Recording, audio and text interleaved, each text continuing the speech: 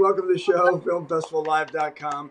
And I have to tell you right off the bat, I know it's going to be a good show when I see my guest going like this and doing like a Cabbage Patch while the music intro is going. So we know it's going to be a good show.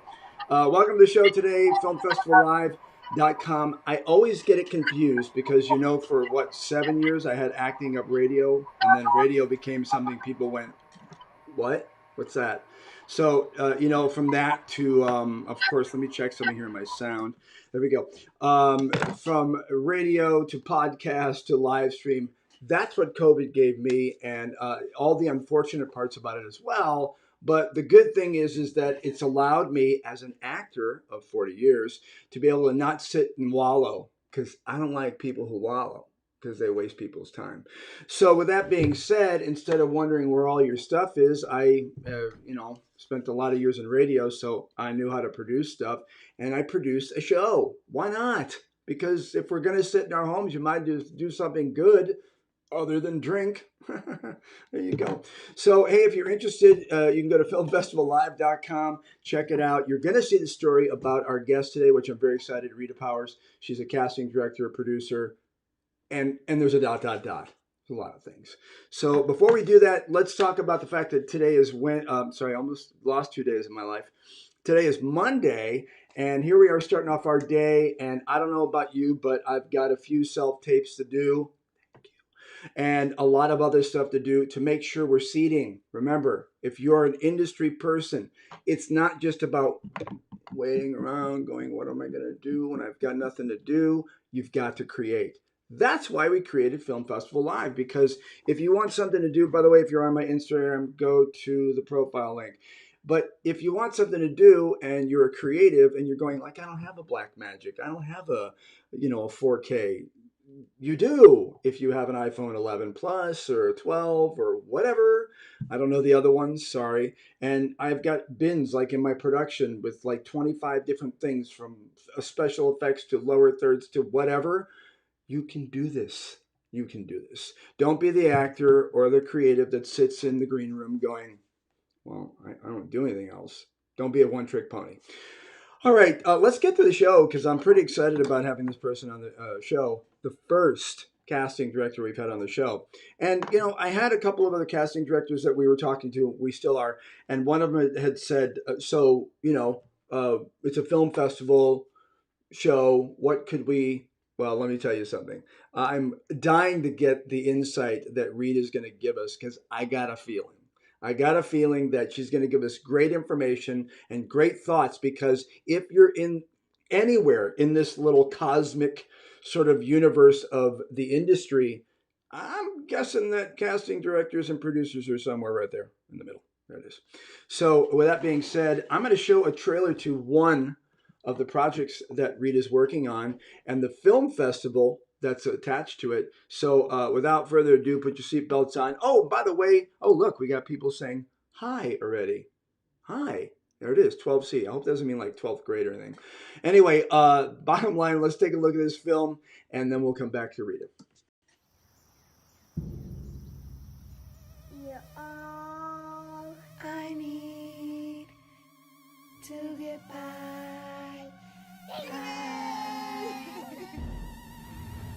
You're all I need to get by.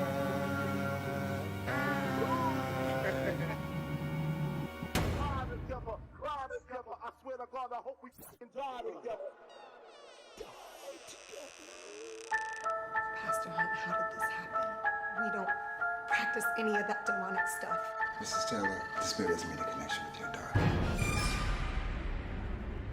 I'm losing my goddamn mind here. You don't understand. She's not haunting your dreams every night. How you guys doing? Your daughter, she's being used as a messenger. She has something to tell one of you.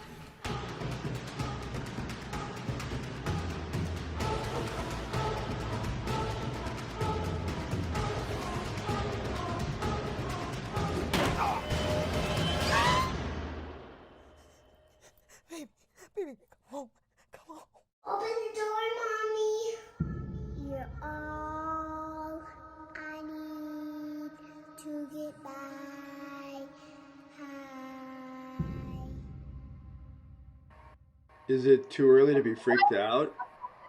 Wow. Wow. Holy moly. I wasn't expecting a Disney film, but wow, that's pretty powerful. Very good trailer. Very good trailer. Very good trailer. And it was amazing working with Deshaun Hardy as we worked on this during COVID right at the beginning. Oh, are you And serious? Oh, that must have been fun. oh yeah, and what happened was New York was shutting down, so he switched to Georgia to shoot, Oh, and it started getting bad there. And it was amazing working with Deshaun and the amazing talent that we brought to the table. right. But it's only kudos to Deshaun for writing and producing and getting through it with COVID because it it was the beginning. Right. Nobody really knew, and it was hard and with SAG and so. I'm just going to say during the Black Lives Matter, all the other casting directors were blacking out on a certain day. Right. And this isn't the American Black Film Festival because it's a black thriller and it's amazing. And I am so honored to have worked on it and been involved. So during Black Lives Matter, the casting directors, the Casting Society of America, which I'm not a member of, and I don't Okay. want to Right. be, just saying. But Just saying. just saying. um, Wonder why. yeah, yeah. Another I'm not show. Another show. Well, that's another show. All right. So they said we had a blackout and not work on that day. So I Oh, called Deshaun and I said, Deshaun, are you working today? And Deshaun said, of course I'm working. And I said, damn sure I'm working. I'm gonna make a movie that everybody's gonna love with you. yeah. We're employing black people, so we're working. Right. Yeah. Yeah, So that you're right. A lot did happen. I'm here in LA, in Hollywood, and I had two films that were pretty big, and they were gone because and unfortunately what happened was with this sort of thing that happened, and I'm not blaming anybody. COVID is COVID and whatever, but it caused a lot of the films that I know of that were supposed to happen to literally go off the grid, and I haven't seen them. It was a boxing film I was supposed to do, a mob film, gone because people didn't know what to do, and now the investors are like, what are we supposed to do? So, we appreciate the fact that if you're a union or non-union, whatever, we appreciate when people are concerned about our health, which I am totally for. But it's tough because this industry doesn't really succeed without working. So that's a tough one. As for the film, wow, shot amazing shots, really well, amazing. No, amazing. It is amazing. Working on it was actually amazing. Auditioning the actors, but Deshaun's a little different. We didn't really have to audition people. We actually videoed, we Zoom with him. And oh, sometimes he didn't even ask them to read lines. whoop, we got you frozen there. So Sorry. Good. So he did he do self tapes or did he do? How did he audition his people? well, we did do a few self tapes on certain things, but most people we did Zooms with. Good idea. And after we hung up, this is who I want. He was very decisive. He knew exact. Well, when you're working with somebody that's very intelligent and creative as Deshaun, and resourceful, obviously, that he got this all Obviously, together on a difficult budget during COVID, is just a testament to how amazing this film is going to be. You saw the footage. right, right. Well, yeah, I'm persistence. proud to have been involved. Right. Well, persistence certainly does equal a lot of success when you really work hard on something. You finally get out. The other day, I had a gentleman by the name of Marcelo Gavão, who is a Brazilian filmmaker that I did a Netflix film for 46 days in Brazil, and he was telling me that the film he produced during COVID wound up literally it was a film he did in Brazil, got great results, went through all this really bad trial and tribulation, But doing it here when he did it during COVID, basically all that stuff made it to where now it's just a hugely successful film. I kind of believe some of that, the blood, sweat, and tears, really has to do with ultimate success, in my opinion. Well, that's going to segue into the next thing we want to talk about. Good, look at you picking up the cues. That's going to segue into the next thing I want to talk about. The most challenging, rewarding thing I have ever done is I've worked on a lot of different things. I do Bollywood. Oh I wow, am the most successful director and the casting director in the United States for Bollywood. I've actually had 2 number 1 movies in the world. wow, But since COVID, I really haven't done anything. I actually even do commercials out of India. wow. But I'm segueing into 2018. I get a call from HBO, and it's a gentleman named Jeff Bernstein. He says, well, we'd like you to move to Poughkeepsie, New York, and make a TV show with Mark Ruffalo. And I said, why would I want to move to Poughkeepsie? Well, my address is 38. I live in Poughkeepsie now. That's the end, Okay. of the story. But I said, why would I want to move to Poughkeepsie? But he said, Derek C. in France only wants you. So I said, okay, I'm in. Yeah, right. Here, let me twist your We had arm. worked on The Place Beyond the Pines together. Yeah. Now, in The Place Beyond the Pines, my company only really worked on the non-speaking roles. But Derek is a filmmaker that he doesn't want only actors. He wants either I had to get an actor who had the actual experience of the role they were going to play, or I had to audition real people. And I did that for 3 months straight in an office in Poughkeepsie. So, but I had to have an open call because they needed over 3,000 extras. So I placed one ad, and I put one ad on Facebook, and the Hudson Valley Film Commission helped me. And when I showed up 2 hours early to the Mid-Hudson Civic Center, there were 3,000 people online. Wow. I could tell you I've had open calls in every major city except Sure. LA. Yeah. But New York, Chicago, Philly, every major city. I show up early in New York, there was 1,500 people. I had to get a bigger space. I could handle it. I looked, and I just couldn't honestly believe it. It was like 22 degrees.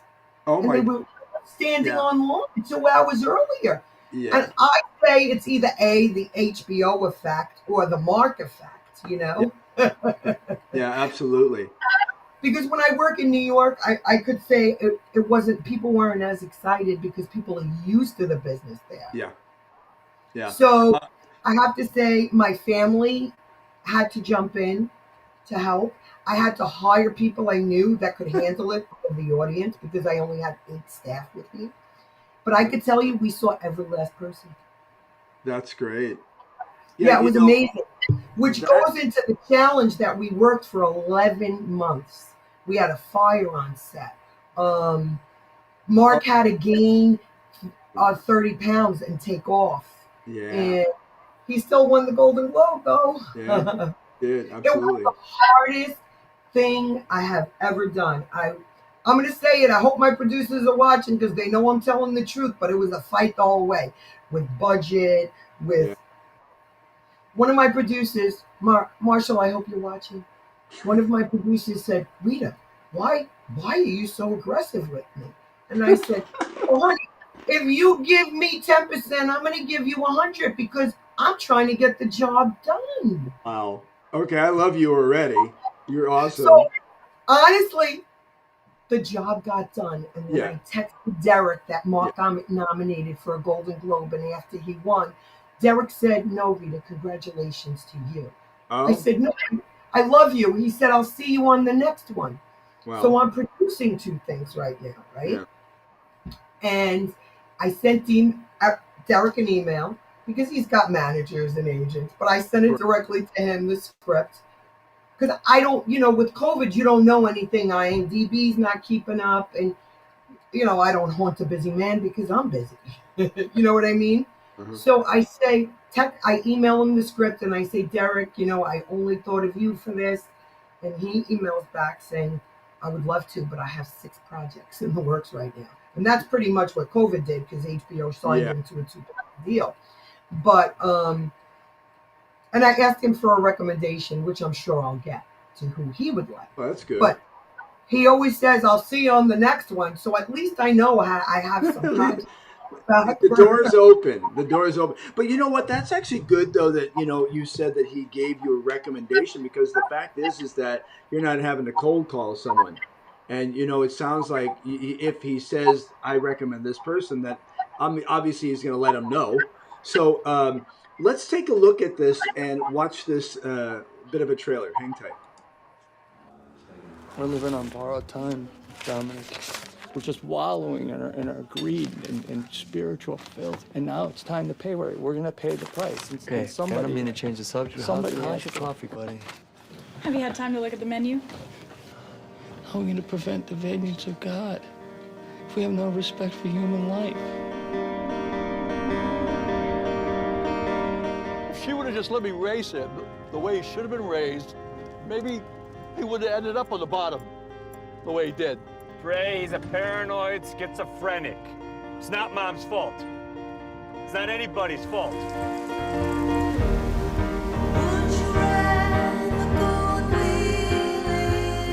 There was an incident.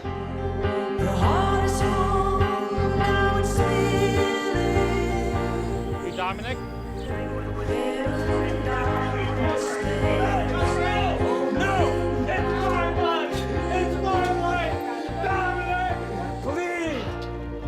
What'd you do? If I had kids, I would not let this man near my children.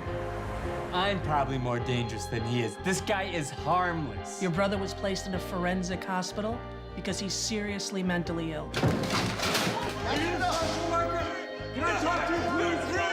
Don't you even touch him, man. I have to take care of my brother. That's just something that I have to do. I have to do it. Don't you get it? Your mom is dying.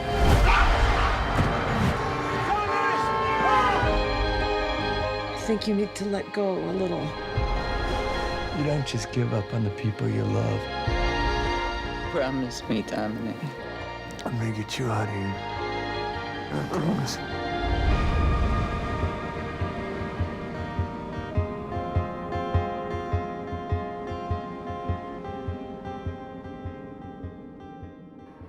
Wow. I always cry when I see that trailer because there's so many things involved that I changed my whole life. I live in Poughkeepsie now. I met the one. I found my spot. I found where I was supposed to be, and I really didn't originally want that job. Yeah. And I quit 3 times. And everybody said, well, what about Derek? Because it was hard. It was so hard.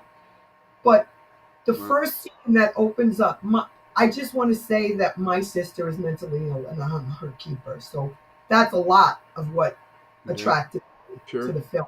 So that's why it means a lot to me. And working with Derek always means a lot to me. But meeting the people and changing people's lives, people still come up to me and say, oh my gosh, you changed my life. And that's the best part of my job, making people's dreams come true and changing people's lives. It's not the notoriety. It's not the money. It's not any of that. It's making a difference. Right. Well, and I can tell you that I'm from the south side of Chicago and have family sort of the same thing. And, watching this type of thing, it hurts your heart a little bit. You watch it and you go, wow. But let's be honest, that's what this is all about. This is about being able to transcend people instead of going, well, that was really good acting, into saying, wow, you changed my life. So, and by the way, obviously, just in the promo alone or the trailer alone, wow, Mark did an amazing job, because he had to act against himself. There was a lot of challenges as well on the film. I mean, it's all red. We had a fire in one of our locations. We lost our camera. Derek only shot on film. He wouldn't shoot on digital. Oh, really? So I had to get it out of Germany. I mean, there was a lot of big issues. Wow. But every blood, sweat, and tears, and it's not just me, every crew member worked as hard as they possibly could You know, and that's what I love about film. That's what I love about film. You become a family and you make something great. And that's what Derek said in the beginning. We're going to make something great. Right. And Yeah. people, he want, you know, and that's why I'm so attracted to working with him, is because he wants to tell the true stories of life and what real life is. And that's why Right. I have to get real people. Right. Yeah. One of my own And it, father's actors is in there. yeah. Well, and it also doesn't hurt. It doesn't hurt that it was shot extremely well, and also that your actors really, really, you even from the person you see in the trailer sitting in the car next to him, and the shots over here, you're like, it's just honest. It's true. You're not going, oh, you know, and there wasn't a point to this thing right from the very beginning. You kind of watch it, and I noticed you in the green room being sort of emotional, and I was like, okay, good, I'm not the only one. So really, really great stuff. I mean, absolutely great stuff. So, wow. I want to tell you that you talked about the Bollywood thing, and back a few years ago, I was actually I was sent to Mumbai. I love Mumbai. And I was there for 15, 20 days to shoot a film called ABCD2, which is a Who very did you big. work with? What's that? Remo. Who? Remo Descent, the dance choreographer, Oh, director. Remo. Yeah. Yeah, I know him. So yeah, I got him on my speed dial, and they did the second one, but it was supposed to shoot in Vegas. But anyway, consequently, I was on the Disney lot, and the very first day, I was the host of the Vegas dance concert in the casino. They had 600 extras, but the stage was so big, like 3 football stages. It was all green screen that they wanted it to appear like there was 10,000 people. Well, consequently, I got done with my shot for that moment, and I looked up, and he goes, "Oh, wonderful, wonderful." I go, "Great." I look up, and I'm like, "Hey, I don't know if that's normal because I don't think it is, but there's a fire in the lights. The whole place burned down. The first Oh day I my was there." Yeah, goodness. yeah. And I was like, "Oh, thinking American, I'm going to be here for another 2 weeks." They had it built the next day. Oh, of course. They're amazing. I'm only going to say I started doing Bollywood in 2001. And I did a show, a movie called Kal Ho Naho. It was #1 in the world. It was with Shah Rukh Khan.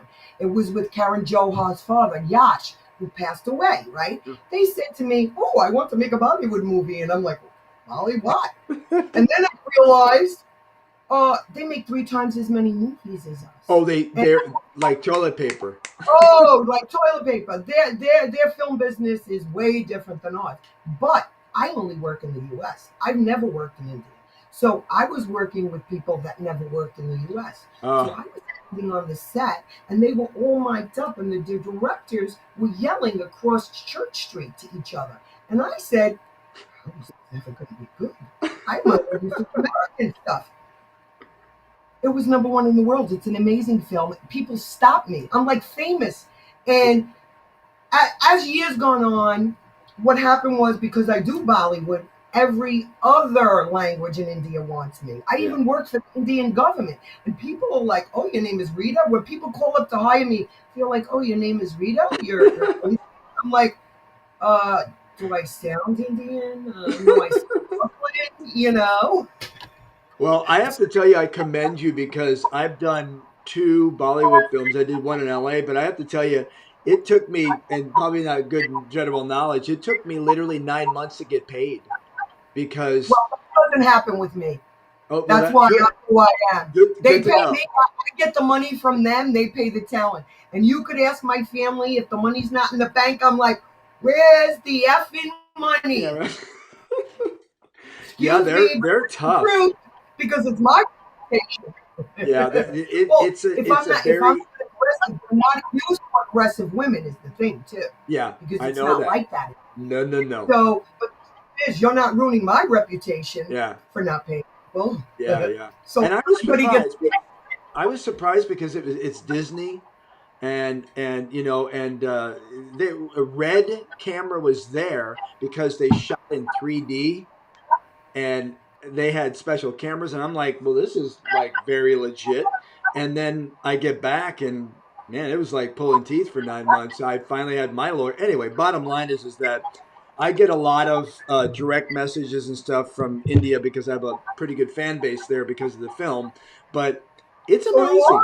Yeah. So do I get letters, emails, Facebook, WhatsApp this morning. I'm famous in India, and I've never been there. That's you got to go there. It's awesome. I'll tell you, it's very awesome. But I will tell you this: I can imagine, I can imagine your direct messages are probably like mine. Hey, sir, Will, can you get me a job in a movie? Oh wait, Not wait! so- What I got today. Oh, may I send you my profile, and when can you hire me? I get that all the time. I'm like, oh my god! And I worked on the film with Lauren Gadab. I was in Cirque du Soleil for 4 years, and she was one of the assistants. Yeah, she's one. I'm one of the top trick roper gun spinners in the world. I'm a cowboy as well. So she basically, she has like, it's amazing. Overnight, she went from like 20 followers to like 40 million, because there's so many people. There's like 20 million in Mumbai alone. But very, very gracious people, wonderful people. Hey, I want to. I don't want to end this because I want you to come back on again because you're awesome, I loved it. It's great. Yeah, you're awesome. I want you to do me a favor and end. I want to end this by having you give us a little pearls of wisdom. You know what? So you feel okay? I'm going to wear mine too. Okay, good. I'm okay. And mine are like Mine are like I think my 1980 glasses. Anyway, I think I took my headshot in these in 1982. Anyway, really, as a casting director, one of the things I want to have you just get kind of put into perspective really quickly and give your philosophy is: are film festivals good for actors? What do you feel about actors creating and doing their own thing, and also just creative parts of it? Can you tell us anything? Or give us your philosophy? I can give you insight. Yes, actors should go to film festivals and create their own stuff because sometimes that's the only way you're going to get to the film festival is creating your own stuff. Right. If you don't, in my opinion, if you're working hard and doing everything you're supposed to, I can tell you my pet peeves as a casting director, and I've seen it a million times. People come in and they don't know their lines. I'm sorry, that's your job. Yeah. Don't come up with a paper like this because you're not getting the job. Yeah, I got you that one. Yeah. The other thing is, I tried to open up my own management talent agency, a SAG agent. I used to be. And I used to be in the National Conference of Personal Managers. And I did that. I started in 1987. And the minute I walked in the door, and when I knew the casting director was the one everybody was excited called, I knew I wanted that to be. Yeah. I didn't stop till I got where I wanted. Yeah. So I had to create my own. I had to get there with grit. I didn't give up. Now, I can tell you, I have represented very, very, very famous person's cousin. Yeah. And they gave up. And for me, like, I'm never going to give up. No. This was my dream to be here. I love my job every day. Yeah. And making people's dreams come true is what I love. Right. So for the actor, I create. If there's nothing to create, I'll create something myself to keep my name out there. To keep, but if you're going to create something, it should be solid, good, worthy, good. Because you don't want to put anything that's not going to put you in a good light. It's never going to go anywhere anyway. Yeah, and that's one of the biggest things I always tell actors. They always say, "Hey," because I used to teach a self-tape thing and so on, and they go, "Well, what do you think about this little series?" I went, "It's really bad. And you really shouldn't put that on your Instagram because I'm telling you that if you're marketing and you're doing this, you just have to be careful because it makes you look like shit. And when you look like shit, ain't nobody going to call you in." Well, I just have to say one important thing, and I hope everybody's listening to this because I not only work in film, TV, I work in commercials as well. And a lot of times, your social media, they're going to drag your social media to see what you're posting. If you my social media, I post about my grandkids, my kids, business stuff. I will never post political, religious. No. That's not what I should put out on social media because it will deter people from working with me. Right. Absolutely. And you got to think about it, your brand. And look, if you want sleeve tattoos and earrings everywhere, that's awesome. Maybe that's your brand, but you have to understand that, we should be sort of an empty slate. So don't give us all your opinions. Don't show us what you're eating. Treat it like it is your branding monster. And if you do it wrong, the monster will eat you. So there it is. Rita Powers, casting director, producer, and awesome person. I really appreciate you coming on the show. I definitely will be knocking on your door again, or at least Luis, so I can convince him to get you to come on the show. And you're awesome. So thanks for hanging out with us. Thank you, Will. It was great. I was glad that you contacted me, and I'd love to come back. I love it when someone matches my energy. Doesn't happen a lot. There it is. All right, ladies and gentlemen, we're going to take a small break. When we come back, we're going to get into our next guest, so hang tight. I want to show you something really quickly. I want you to see this, everybody. I show this because it's extremely important. I talk about marketing, and it's very difficult to market to casting directors and producers. I created something I send out, and I don't do it evasively, and it looks just like this. Hey, thanks for clicking the banner. Now, I know you're dying to know what it is that makes a successful casting office or director or production. And the answer is actors. See, you can have a great script, great casting director, a director, producer, but here's the problem. You always need good actors. To be or not to be. But let's face it, there's way too many of us.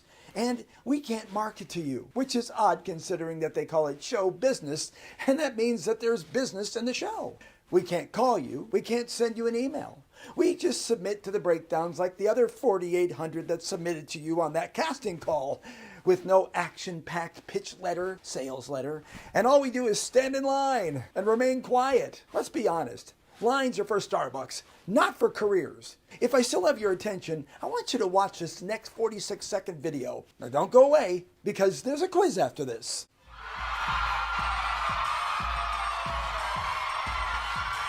Detective Gennaro, I need to speak with Rex Wilson. Rex is already out there on the speedway for his practice run. You know what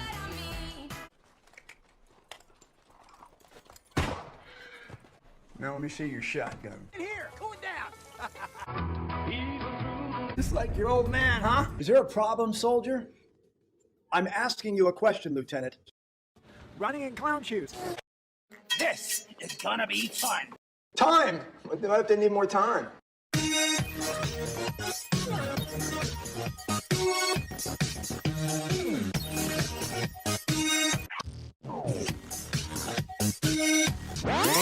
That wasn't so painful. And I even saw a couple of you laughing. So if you like what you saw, operators are standing by. Yeah, Will Roberts is great. For sure. Oh, you want to book him? That's my agent. And if you didn't like my approach, well, I'm Daniel Craig, and I hope you enjoyed this commercial.